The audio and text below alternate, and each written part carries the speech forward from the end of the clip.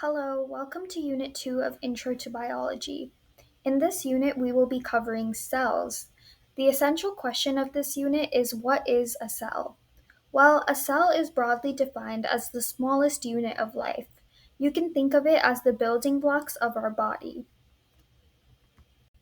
Cells are important because they carry out basic functions in our body. Every single organism, whether it's humans, animals, or bacteria, are made up of cells. Our bodies are incredibly complex and hold trillions of cells which work together and complete many specific tasks, such as providing structure or creating nutrients to help us survive. In this unit, we will look at more about the basic structure of a cell and some common types of cells. Now let's delve into the different functions of cells. Cells are useful for protein synthesis or creating proteins. They constantly produce different proteins to carry out important functions in a two-step process. First, transcription. A cell's DNA from the nucleus contains instructions for synthesizing different proteins. In the transcription stage, a copy of these instructions are made in the form of messenger RNA, or also known as mRNA. Then, in translation, the mRNA is sent to a cell organelle called a ribosome, which are also called protein synthesizers. They use the instructions from the mRNA to build the right protein, which is used in the body. Here are three more important cell functions. First, cell respiration. Cells are responsible for taking in food and oxygen and converting it into carbon dioxide, water, and energy for the body in the form of a chemical called ATP. Second, transporting materials. The cell membrane and transport organelles called vesicles work together to get rid of waste. Think of vesicles like mail carriers who deliver packages. The packages contain cellular waste. And third, cells are responsible for responding to stimuli.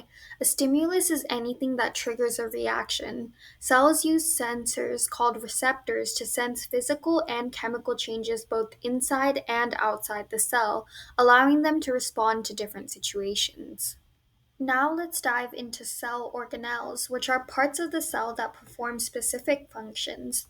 The image below shows a bacteria cell, which includes organelles such as the nucleoid, which holds DNA, and the plasma membrane and cell wall, which protect the cell. There are also some organelles shown that are unique to bacteria cells, including the flagellum, which helps the bacteria move on its own, and the pilate, crucial for cell attachment. And there are also some shared organelles like the ribosomes. Next, here is the structure of a plant cell. Plant cells have their own unique organelles, such as the chloroplast and the cell wall. The rest of the organelles are shared with animal cells. And here is an image of an animal cell.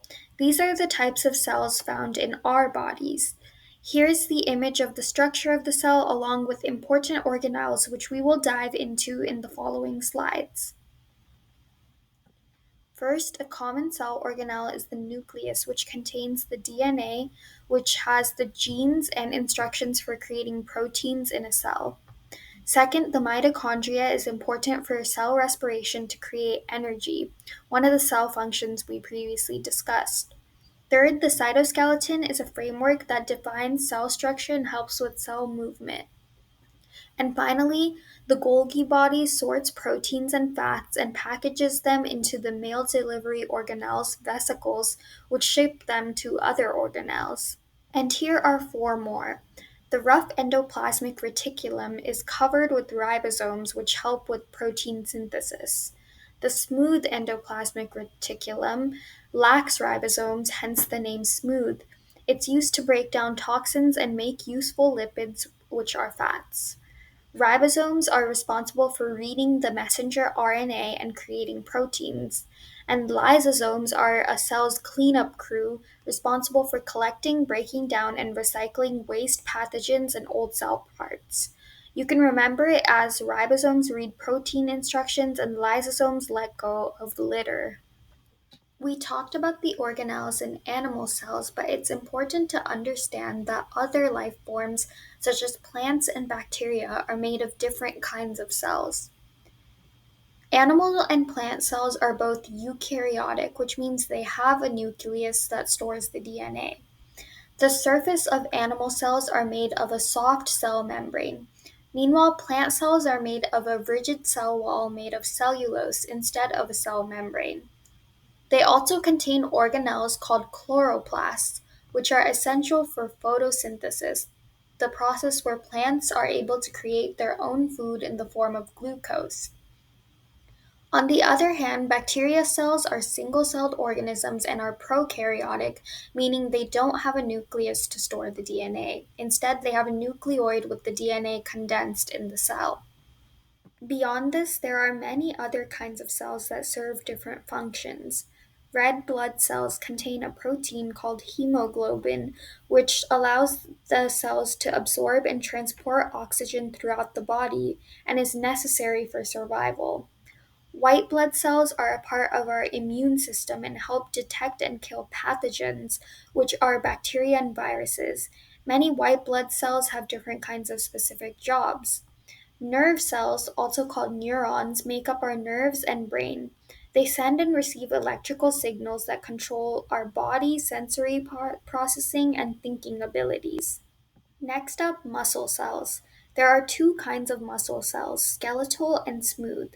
Skeletal muscle cells make up the muscles attached to our bones, while smooth muscle cells make up many of our internal organs.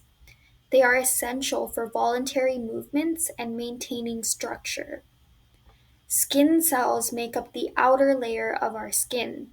They are very important for protecting our internal organs as well as protecting us from external dangers, such as pathogens, UV radiation, and minor physical damage. And fat cells store energy inside them as fat. They also insulate our body and cushion internal organs. And the last three are bone cells, which help us build new bones and maintain our existing bones to keep us healthy. They are also able to remodel bones by breaking them down into the minerals they are made out of, such as calcium. Photoreceptors are the cells in our eyes. There are two types, cones and rods. Cones let us see when it's bright, and it is also able to detect color. Rod cells are very helpful for vision when it is dim or dark. And lastly, stem cells are special cells with the ability to turn into other cells and serve any functions. They are found anywhere in the body but are mostly located in our bones, marrow, fat, and skin. As you can see, cells are the basic blocks of life, but are complex units both within their organelles and their purposes. But they are essential to all living things, and without them, we wouldn't be able to survive. And with that, I wish you the best of luck with Intro to Biology, Unit 2, The Cell.